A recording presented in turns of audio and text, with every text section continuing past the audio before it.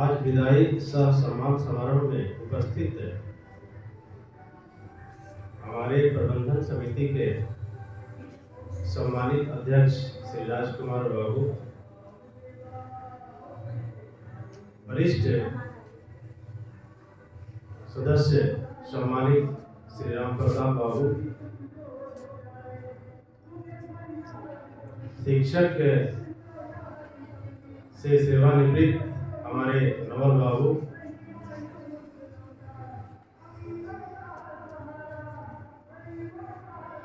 हमारे मित्र और शिक्षक सेवानिवृत्त और हृदय के टुकड़े रामानंद बाबू जी की याद हमें आती रहेगी। सम्मानित अशोक बाबू,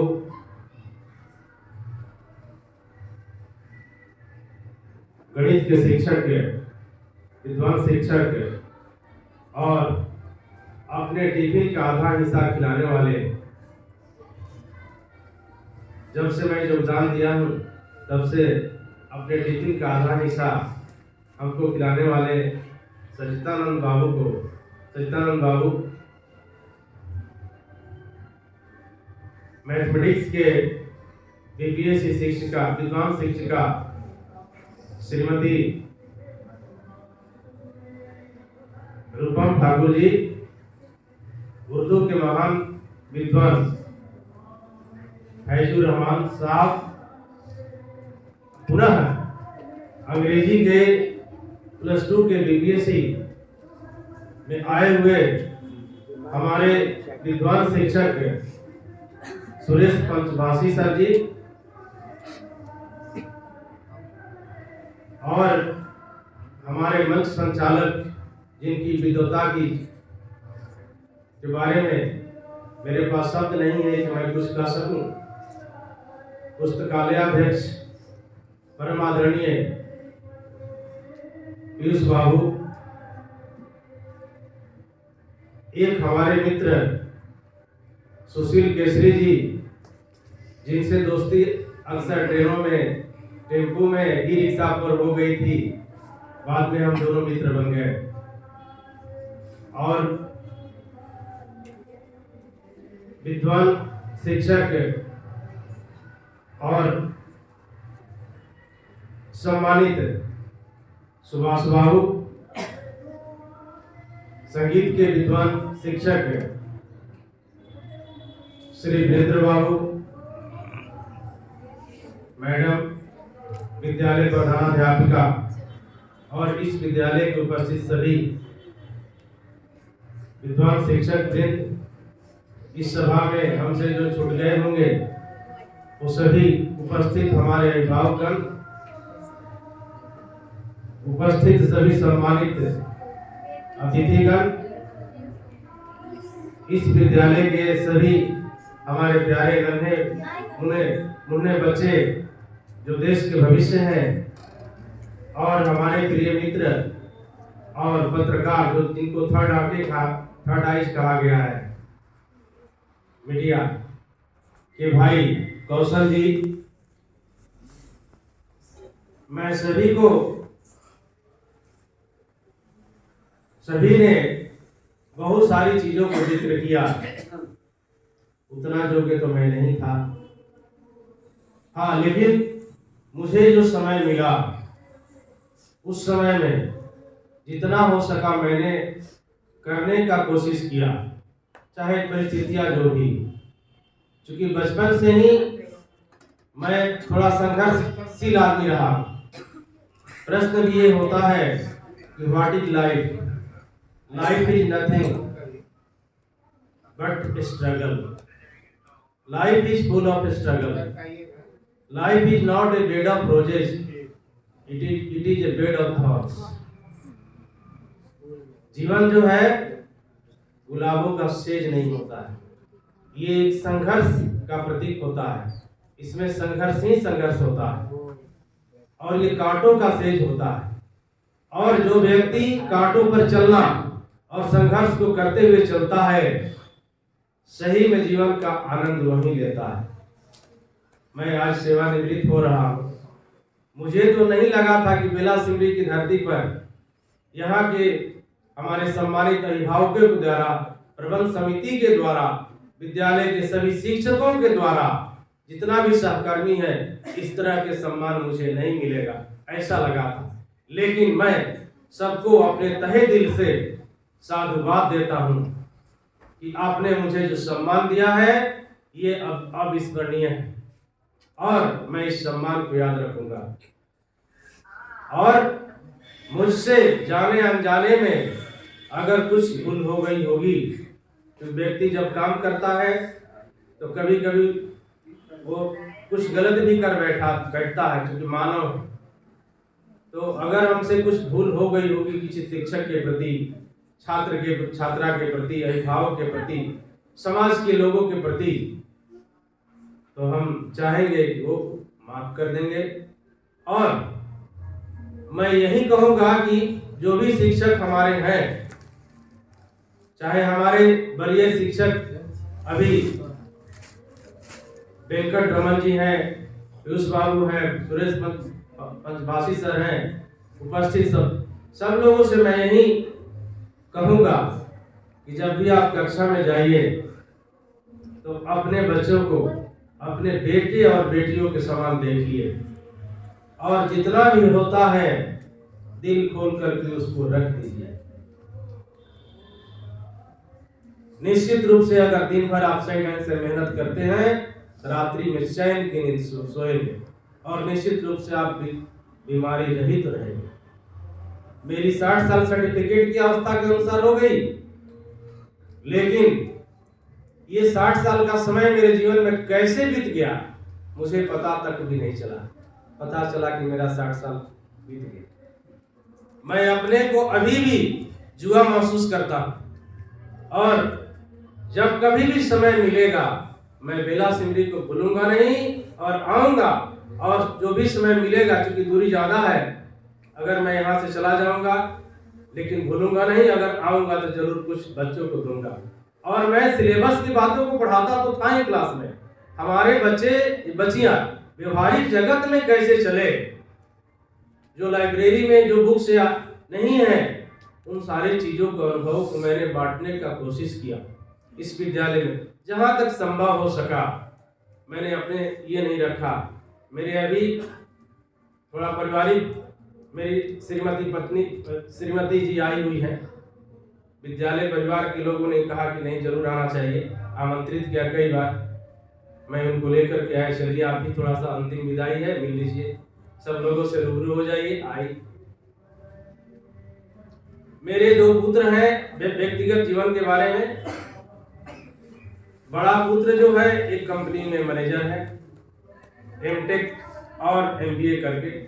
दूसरा पुत्र जो है वो भी इंश्योरेंस कंपनी में मैनेजर है। मेरे 2 दामाद हैं, 2 बेटी। पहले दामाद भी जोनल मैनेजर हैं, दूसरे दामाद मुजफ्फरपुर में पोस्टेड है। दूसरे दामाद जो है वो फ्रेजर रोड पटना में पोस्टेड है, वो भी मैनेजर है। मेरी एक बहू इंश्योरेंस कंपनी में एम्प्लॉय है। मेरी एक बड़ी बेटी +2 में अभी प्रिंसिपल है। मेरी छोटी बेटी अभी हाउसवाइफ के रूप में, चूंकि जॉब करने के लिए उसके घर वाले नहीं अलाउ कर रहे हैं। समय अनुसार जितना संभव हो सका मैंने अपने बच्चों को भी शिक्षा दिया। इस तरह चलते हुए अपने घरों में खुद टीच किया उन लोगों को, और मैं उसी प्रकार अपने प्यारे छात्र छात्राओं को भी पढ़ाने का कोशिश किया दिल खोल करके। आप सबकी कृपा से अभी तक मैं 95% स्वस्थ हूँ। आगे देखिए भगवान क्या करते हैं।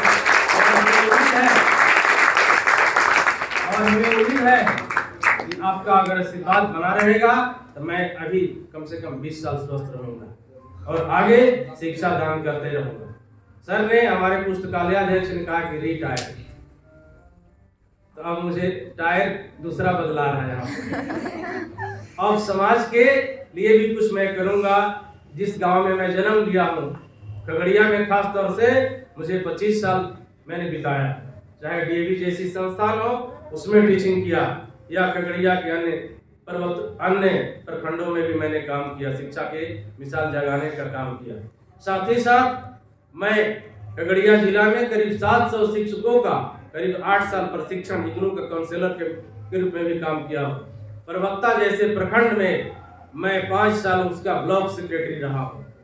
इसके बाद मानसी देखने में छोटा लेकिन बड़ी खतरनाक है, वहां पर भी सफलतापूर्वक मैं 5 साल शिक्षकों का प्रतिनिधित्व किया।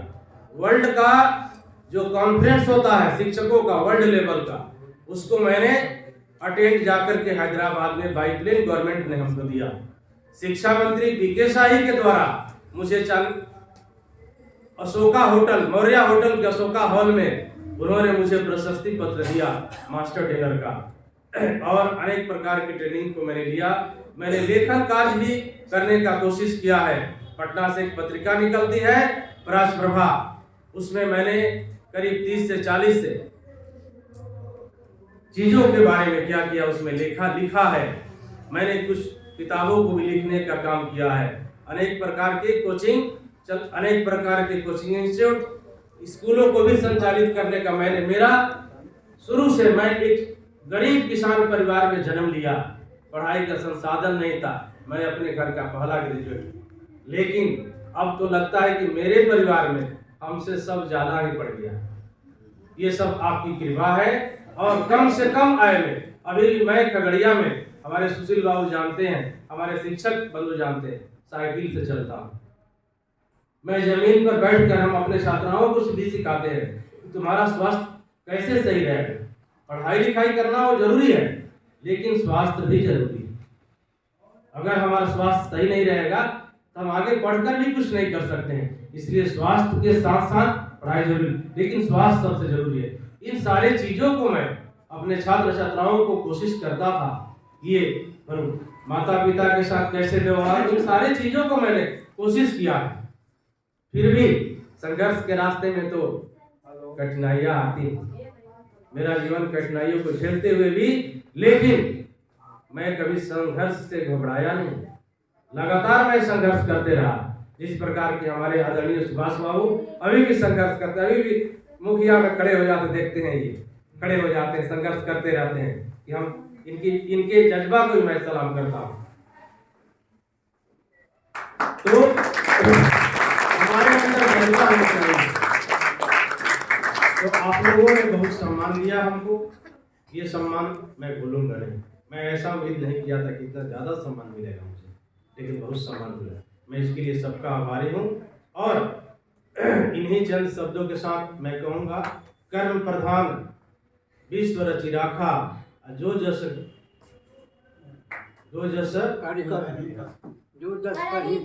करे तस फल चाखा। यानी मैंने जैसा कर्म किया वैसा फल मुझे मिल रहा है। ठीक है, ऐसा नहीं लगता था कि फल मिला, लेकिन यहाँ के समाज ने अध्ययन किया, यहाँ के शिक्षक समुदाय ने अध्ययन किया। ये व्यक्ति संघर्ष करता है, लेकिन मैं वसूलों के लिए लड़ता रहा, कभी भी लड़ाई किया, चाहे विद्यालय में भी लड़ाई झगड़ा हुआ, संघर्ष हुआ, वसूल के लिए विद्यालय को सही ढंग से चलाई। कभी भी प्रबंधन समिति राजकुमार बाबू भी हमारे हैं, इनसे तो मैं नहीं लड़ता हूँ, लेकिन किसी से अगर कुछ बहस भी होता है तो जब भी होता है सिद्धांत की बातों पर होती है, और मैं जानता हूँ कि सिद्धांत की ही जीत होती है आगे, क्योंकि सत्य जो है वो सत्य है। इसके लिए मैं संघर्ष करता रहा, फिर भी आज मैं बेदाग निकल रहा हूँ, किसी तरह का सामाजिक ये नहीं है। और आप सबको पुनः मैं एक बार धन्यवाद देता हूँ, साधुवाद देता हूँ। आपके द्वारा किए गए सम्मान समारोह का मैं बहुत याद करूंगा, और जब भी समय मिलेगा मैं अपने छात्र छात्राओं का जहाँ भी होगा मैं मदद करने की कोशिश करूंगा। सभी शिक्षकों को नहीं भूलूंगा। और हमारे जो अतिथिगण आए हैं, इनका भाषण काफी अच्छा लगा। मैं तो उसका विशेषज्ञ नहीं हूँ, लेकिन हमारे रामानंद बाबू ने एक बहुत अच्छी गीत सुनाई, ऐसा लगा कि हम लोग रोने लगे। छात्राएं भी हमारे कुछ उस गीत को सुन करके रोने लगे। दरअसल मैं भोजपुर का रहने वाला हूँ, करीब 300 किलोमीटर घर मेरा दूर है।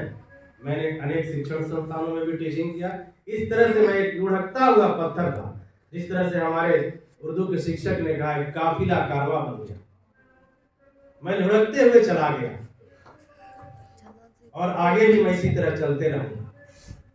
इसलिए आप आशीर्वाद दें, और हमारे तहे दिल से भी धन्यवाद देता हूँ। सभी छात्र छात्राओं को इस तरह के प्यार के लिए मैं बहुत बहुत धन्यवाद देता हूँ। आभारी हूँ। मैं बोलूँगा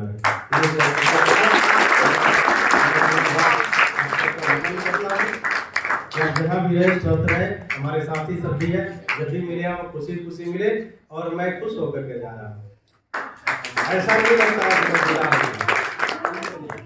अब तो लगता है कि बेला बेला गाँव बड़ी अच्छा है, यही रहना चाहिए।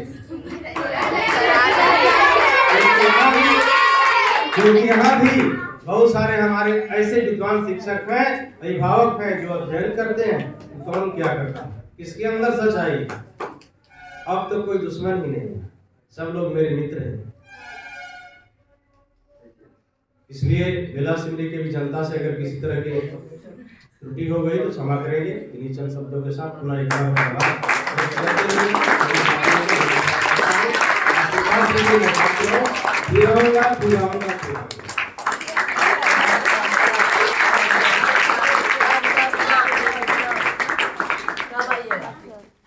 आने वाला दिन और मंगलमय